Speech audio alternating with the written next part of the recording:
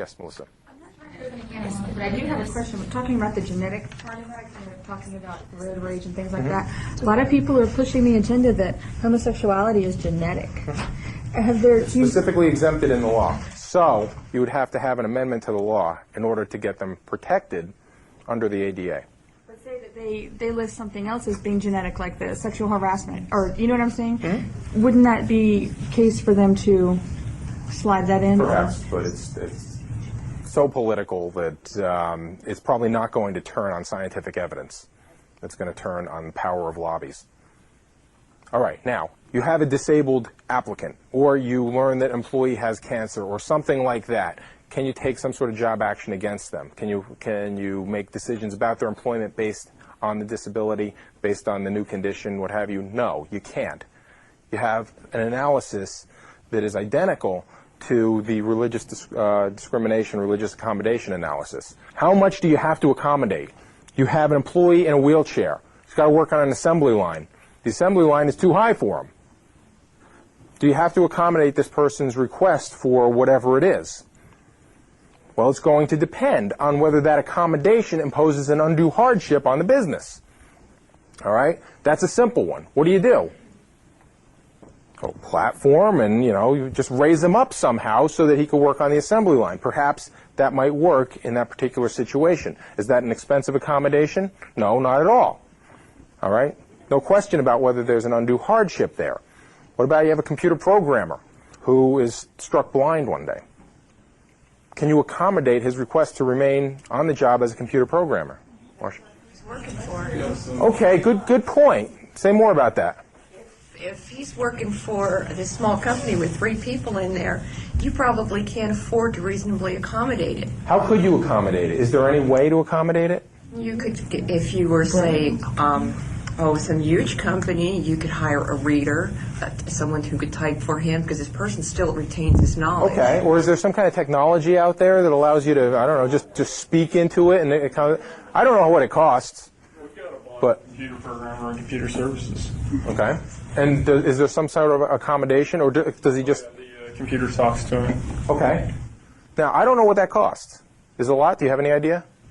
I think it's just some software. Let's say, for the sake of argument, it's $2,000 for the software and whatever hardware is involved and so on. It's probably too much, but let's say it's $2,000. Right? Is that an undue hardship on Regent University to provide that for this person?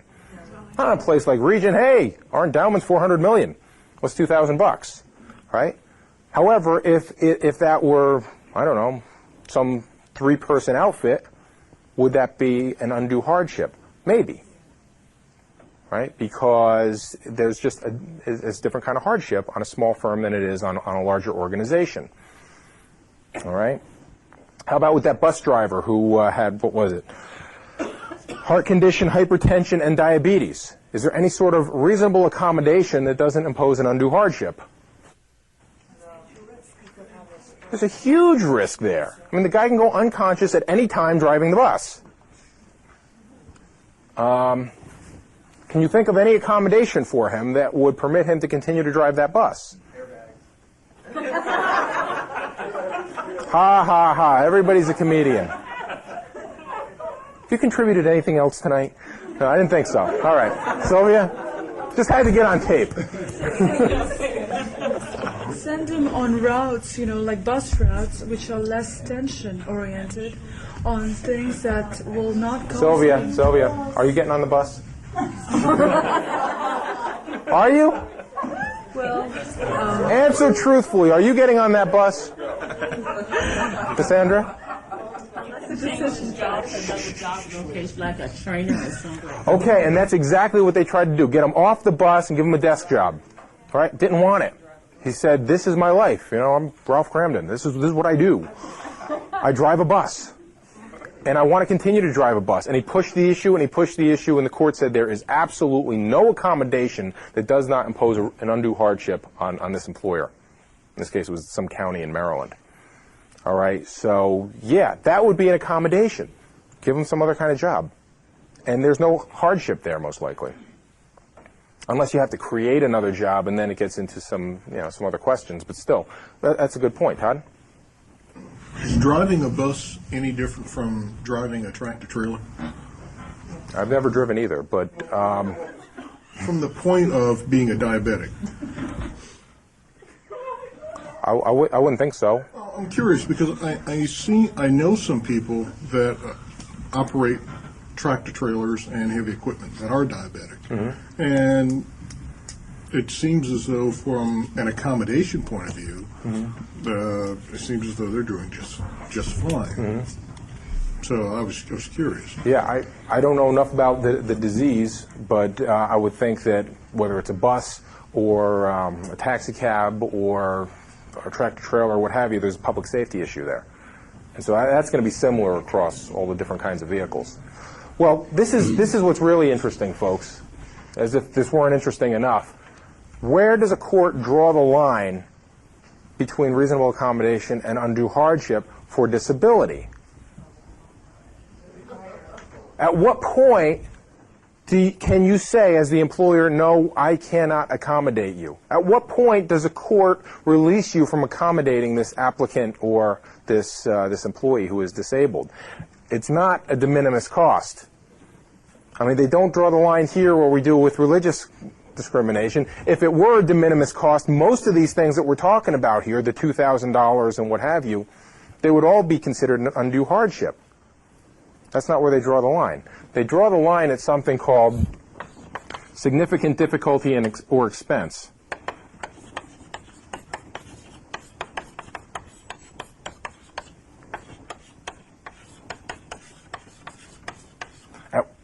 Under the ADA, at what point does a reasonable accommodation become an undue hardship?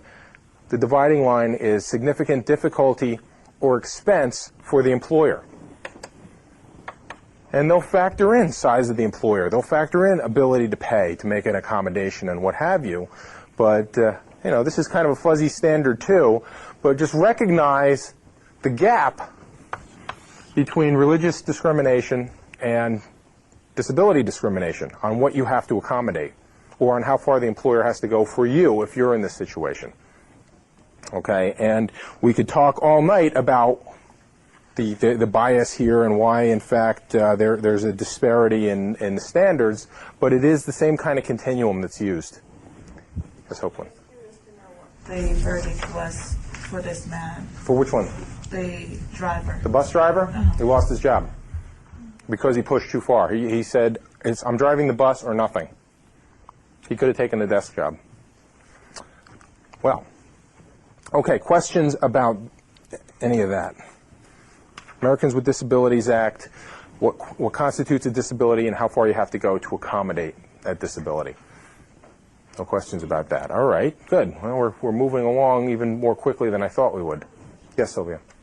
As far as significant difficulty or expense, the aspect of that, does that mean that the employer's gone really way out of his way to accommodate the employee, and that's when he absolutely cannot go any further, and that's when he comes Well, to I'll that tell you what point, this or- means. Significant difficulty or expense means significant difficulty or expense.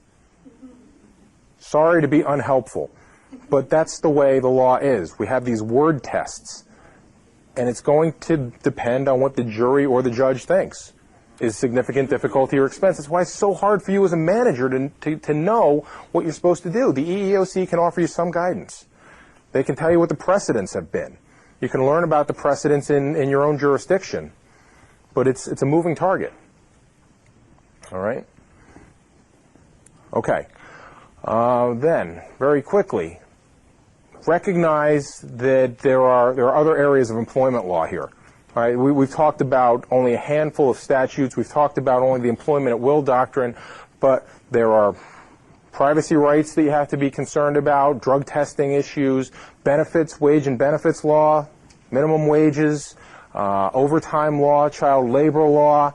There is benefits like Social Security, unemployment insurance, workers' compensation, Family and Medical Leave Act, all right? ERISA for pensions and things like that. There's OSHA. There's a whole range of other stuff out there, some of which your book discusses, some of which isn't in there. But there's this broad patchwork of law that you need to be familiar with as a manager, or at least have some sense for how the law works. All right, but in general, recognize employment at will is the default condition, and you can do what you want unless some law or court case or government regulation says otherwise. Now, what have employers done in response to all of this? Very interesting. What would happen if tomorrow you went to work and your employer had something for you to sign that said, I waive my right to sue my employer for any kind of employment-related action. I waive my right to a judicial venue. I will not sue my employer for any kind of employment action, any kind of thing that happens here in the workplace. Instead, I will take any case I have to final and binding arbitration. We'll go to a neutral third party rather than going to court. Todd? Agreement like that. You have an agreement like that? Had one. You had one. Where did you work? I worked for a company in Hampton. Was it a, are you in the financial sector No? by any chance? Okay. But do you still have that by any chance? No, I don't. I'm employed there. Okay, so it was part of the handbook or something? Is that, or did you have a specifically signed document that you had? Like a regular Xerox form. Okay, a little form that said, you can't sue us, basically, right? Wow. There might be a way out of all this employment law stuff after all? Hopeland? That do that when you sign other contracts, like Merrill Lynch has a contract Oh, yeah. that says that. Yeah. Increasingly, you're finding companies that have what are called compulsory arbitration agreements, compelling you, the employee, to sign away your rights to sue them in court over anything, whether it's race discrimination, sex discrimination, sexual harassment, privacy right violation, anything in employment law. You cannot sue them in a court of law. Instead, you have to agree, if you want to work here, that will only go to arbitration. Adam? Are we actually allowed under the Constitution to sign away our constitutional rights? Well, first of all, the Constitution has nothing to do with this. Well, Hang on, time out, let me finish the answer. In the private sector, you don't have constitutional rights with regard to your employer. You don't have free speech rights, you don't have due process rights, you don't have a right to bring a gun to work, you don't have a right to any of this under the Constitution, under the Bill of Rights. Right? The Bill of Rights is about what the government can do with respect to citizens and what the government can do with respect to its employees. It says nothing about what a private employer can do with respect to its employees. All right? So the Constitution doesn't apply to you if you work here at Regent University. The Constitution doesn't apply to you if you work at Merrill Lynch. It doesn't apply if you work at IBM and so on. All right? Yes, Sylvia. Is it legal in some states? Is it illegal This in is some legal in states? 46 states now. All right? The U.S. Supreme Court hasn't specifically ruled on it, but in 46 states, these compulsory arbitration agreements are, in fact, legal. Now, there are certain rules. You have to have some say in who the arbitrator is and be able to see their record, and they have to use a neutral arbitrator. There's a professional association. We don't have to get into all the specifics there, but there are some procedural safeguards for the employee who clearly is at a disadvantage here. But there are some procedural safeguards that have to be in place for these compulsory arbitration agreements to be enforceable. Eunice. I work for a healthcare organization, and even in when you apply for healthcare as an employee of a healthcare organization, that arbitration clause is in there. In other words, if you got injured as an employee of a healthcare organization, you cannot sue them. You would have to go through an arbitration process. And now the arbitrator, recognize this, the arbitrator is supposed to apply regular employment law standards. Supposed to apply the precedent for that jurisdiction. So you're supposed to get the same kind of justice you would if you went to a court. And the argument is, this is a lot speedier. You'll get a decision in 45 to 60 days if you have a problem with your employer. How long does it take if you go to the EEOC? I don't know if any of you have had the pleasure. Just trying to get through to them on the phone is a couple-day process. but on average, it takes them about a year and a half to investigate the case. And if they find it meritorious, it's another 2 years before you go to court and you get the thing resolved. And that's a lot harder on employees or applicants who have to track down witnesses and people have to remember stuff that happened years ago. It's harder to get justice, arguably, under the EEOC system than it would be under this compulsory arbitration system. What's the flip side? What's the flip argument to this? What's the sort of the liberal argument against compulsory arbitration agreements? Just decision. And These arbitrators might be biased. They might be very pro-employer. favoritism, they might have a long-lasting relationship with the employers. Okay, but you get to choose. You get a say in who the arbitrator is, and you can see their scorecard, their past decisions, how many times they've ruled for the employer or for the employee. And arguably, these folks are very fair, because if they're not fair, they're not going to get a job again. As a professional association, National Association of Arbitrators, these folks are very unbiased. All right, so it really is above board in that respect. Always appeal and take it to appeals court with arbitration. Arbitration is very tough to appeal, right? It's very narrow circumstances where you're going to ever see that overturned. That's one thing. The other thing is, how much does it cost you to have your case heard if you go to the EEOC? How much, folks? What does it cost you to go to the EEOC, have them investigate your case, have them take your case if they find it meritorious, go all the way to the U.S. Supreme Court? What does it cost you? Nothing. What does it cost you to take your case before the arbitrator? Something. Maybe a few $100s. It may be a lot if you have to hire your own counsel. All right? Who has the ability to pay here? Certainly the company does. The employee doesn't. So the argument would be this is going to adversely affect poorer employees, people who cannot afford their rights. And so what a lot of firms are doing, to be fair about this, is to provide counsel for the employee who is suing them. Right? And there are some best practices in this area. And in fact, if you read, or when you read Chapter 18 of Management by Proverbs, you'll see some of what one company, Brown and Root, does. It's always recognized as the company that has best practices in this area. What that company does for its employees to make sure that this is a fair trial and that no employee is disadvantaged here or can't afford his or her rights. Yes, Jen. And this is just to clarify what I thought I read. I thought I read that you don't have to sign such a thing to be considered for employment, or if they bring it up while you're employed and you say, no, I'm not going to sign it, they can't fire you for not signing something like that. They can. They can. Yes. They can make this a condition of employment. All right. On that happy note, let's turn a corner. Okay, David. How does this balance against the Labor Relations Act? I mean, how... Which act are you talking about? The National Labor Relations Act? Just the compulsory arbitrations agreements, because it seems like it would interfere a little bit with...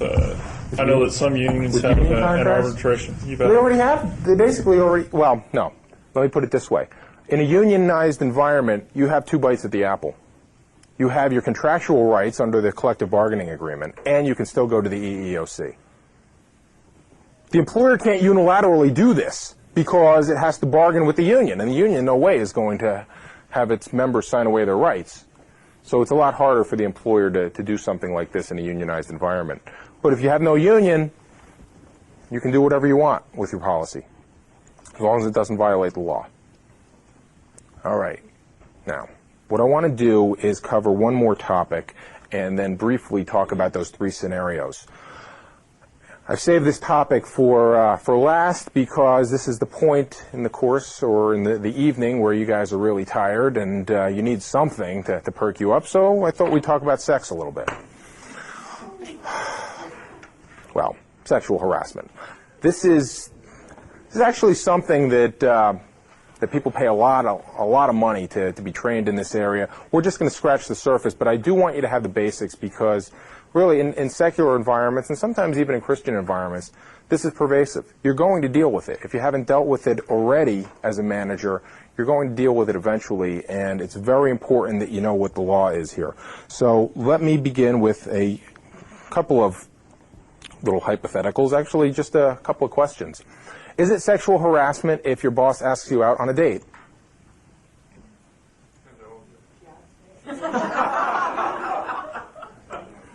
No, generally it's not going to be sexual harassment if your boss asks you out on a date. What if he asks you out a second time after you've said no? That's sexual harassment? What happens if he asks you out a third time? He's in trouble? He said no the first 2 times. Boy, oh boy. We're really restricting the chase these days, aren't you? What happens if the boss pats you on the back for a job well done? Is that sexual harassment? What happens if he pats you someplace else? Maybe. And how he pats you, and whether he squeezes, and I mean, yeah, well, now, folks, I recognize some of this is going to be R-rated, but I'm not going to sugarcoat sexual harassment. This is going to be kind of serious stuff. How about the comment, "You look nice today"? Jen, you look nice today. Now, is that sexual harassment? Her boss comes in and tells her that.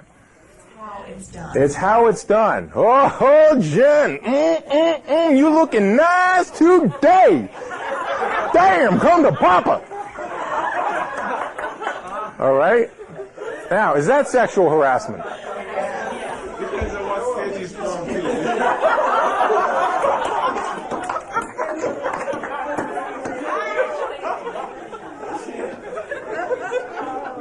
Seriously, folks, would a comment like that, even seemingly that egregious, do you think that would rise to the level of an unlawful act? Copeland? But you see, you have some people who are very comical or, jovial. So you think maybe depends on the nature of the workplace and this is what this particular person does, and that might factor in? Oh, they'll push it one step further. What happens? No, put your hand down. You'll have plenty of time to respond later. What happens if it maybe doesn't seem like a joke? Maybe your first day of work, your boss says, "Hey, nice dress. You know, that dress would look great on the floor next to my bed." Day 1. Todd? Isn't that creating an adversarial work environment? Maybe it's a hostile work environment. I guess it's going to depend on the definition of that term. Jen? I was thinking too how it's perceived by the person that the comment is being made to, and I think it does. And the thing is you can't really base it on the necessarily the environment of the office, because having been at different clients, there are certain clients where things like that could be said and no one cared, and you go someplace else and they really do. But as a new employee comes in, it doesn't matter if that's the environment of the office. If it offends me, then I have a right. Okay, so to some extent, maybe it's going to be in the eye of the beholder. You got this, again, moving target. Depends on the perception of the person. Boy, that would really be a can of worms if that were true. Maybe it is. We'll see in a couple minutes. I had a real life situation like that where somebody made comments about body parts and was taking pictures of female members and like cropping out where like you would only see thighs or certain body parts and stuff. And I actually consulted a lawyer, and the lawyer said, and I had people that, I would be the only female in the room, and this particular guy would say, talk about different body parts, on me. And I had people that were willing to come to court and say, this is what he said, and What did that lawyer tell you? He said, too bad. What can you do? They didn't even think you had a case, huh? I said, but it, it made me feel, and and he said this, and I had dates. He said this, so-and-so was in the room, and blah, blah, blah, and I had pictures that this guy had put on the internet of female employee body parts, and, he would take a picture and crop out parts, and would just show a thigh or this, that, or the other, and the lawyer was like, nothing I can do? Nothing I can do because it clearly doesn't violate the law, at least in this lawyer's mind. Adam? Well, I was going to ask you a question on the example you brought up a minute ago. Like, what if he says, that's a real nice dress, it would look good on the floor on both sides of my bed? What if he was really bad at reading signals and he thought that she would welcome that? Yeah, given how much she, liked him at the job interview, he thought, I'm going to hire this girl and this is going to be a great time in this office. Okay, so to some extent you're saying it depends on her actions. Maybe how she dressed, how she acted. Maybe. Of course, on his behalf, too, if he files claims. Okay, hang on. We'll throw that into the mix. Maybe we have to consider that. Martha? What about if the person who is interviewing comes from another country, another culture? Let's say where that's permitted, and it's normal. Oh, okay. So the employer is from Saudi Arabia or something, right? Yeah. Okay. So the question is culturally relevant, or the intent of the person who's advancing the comment, that sort of thing. Does that factor into the? Well, you see the problem, folks. Right? We all have kind of different standards, and we don't really know what the law is. There's a framework here that we can use. We can filter a bunch of facts through a framework and come out with some sort of decision that would be close to how a court or a jury would decide. And what I want to do over the next few minutes is lay out that framework for you. First of all, 2 theories of sexual harassment. And some of you already know this stuff. I recognize that, but it's worth brushing up on. For others of you, please pay close attention, notwithstanding the hour. There is quid pro quo harassment.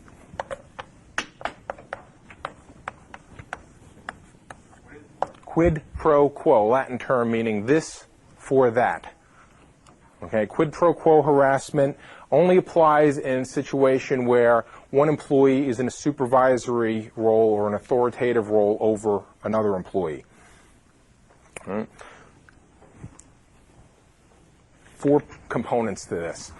You'd have to demonstrate, 1, that you were subjected to harassment because of your sex.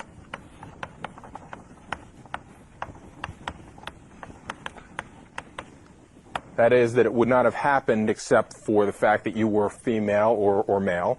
2, that the harassment involved a specific condition of employment.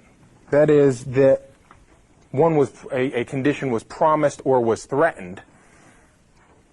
You either go out on a date with me or you don't get a raise. You either go out on a date with me or you get fired. Or flip side, if you go out on a date with me, you'll get this promotion, that sort of thing. Right? This for that harassment. I'll give you this if you give me that. 3rd component here. It was a supervisor or manager who was doing the harassing, and who was responsible for the harassment. And 4, that there was a definite connection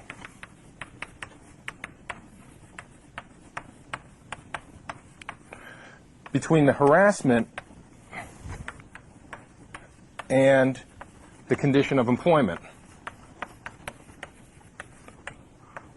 So you didn't acquiesce to his sexual advances and you got fired. Was there really a connection between you not acquiescing and that employment decision? All right? That's what you would have to prove. What's the employer going to say here? Why did this person get fired? Poor performance, absenteeism, they'll have reasons. Right? You'd have to demonstrate that there is, in fact, a connection between the harassment or the harassing behavior and the condition of employment that was either promised or threatened or taken away. Yes? What if this were between colleagues? What responsibility would So if you have 2 people at the same level, right, can you have quid pro quo harassment? No. Why? Because supervisor or manager harassing someone who has less authority. My question is, what is the responsibility of the employer in that respect? Where you have colleagues, we'll get to that. That's 2 steps down the road, I promise. But that's a very important question. All right, so this for that harassment. In this case, where you have supervisor harassment and it's actually demonstrated by the plaintiff, the employer is strictly liable. The employer is always liable here for the actions of the supervisor. There's no question about employer liability. If you prove, in fact, that there was quid pro quo harassment, this for that harassment, then the employer is liable, regardless of what the employer did in response. Very important for you guys who are managing managers. All right, make sure that you train them so that this kind of thing does not happen. And in a lot of states, not only is the company liable, not only is the organization liable, but the individual manager might be liable. I've testified in cases where the human resource manager was held liable, where the company president was sued, not because the president was harassing, but because the president knew about this and didn't do anything about it. Right? So employer liability is a reality, and it's strictly liable in the case of quid pro quo. Yes? Does this apply to all companies, no matter the size or amount of employees? Yeah, it comes under Title VII because it's considered a form of sex harassment, gender harassment, or excuse me, gender discrimination. So yeah, it's going to apply to all companies that are covered by Title VII and all companies that are covered by the state counterpart to Title VII. So basically everywhere. This ends Side 2.